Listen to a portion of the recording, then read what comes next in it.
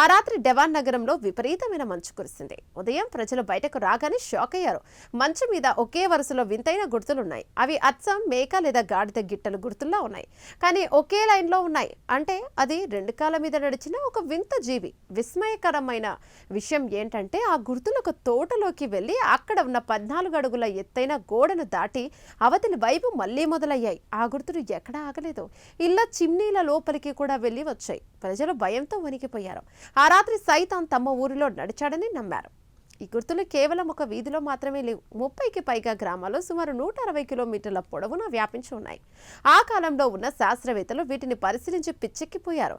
అవి ఏ జంతువు గుర్తులు కావని తేల్చారు. ఒకవేళ అది జంతువు అయితే 14 అడుగుల గోడను అంత సులభంగా ఎలా దాటుతుంది?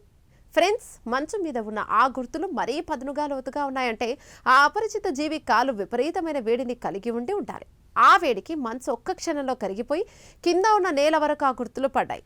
-డిగ్రీల చలిలో కూడా మంచును కరిగించేంత వేడి ఆ పాదాలకు ఎక్కడి నుండి వచ్చింది? అంత వేడి ఏ జంతువు శరీరంలోనూ ఉండటం అసాధ్యం. కొందరు అదొక రహస్య బెలూన్ ప్రయోగమని చెప్పారు. కానీ బెలూన్ ఇళ్ల కప్పుల మీద అంత పక్కాగా గుర్తులు ఎలా వేస్తుంది? ఈ మిస్టరీ ఇక్కడితో అయిపోలేదు ఫ్రెండ్స్. సరిగ్గా 154 ఏళ్ల తర్వాత అంటే 2009లో మళ్ళీ అదే డెవాన్ నగరంలో మంచు మీద అచ్చం అలాంటి పాదముద్రలే కనిపించాయి.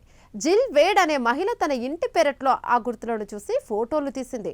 నేటి కాలపు సైంటిస్టులు వీటిని పరీక్షించినా ఇది ఫలానా జంతువుది అని ఖచ్చితంగా చెప్పలేకపోయారు.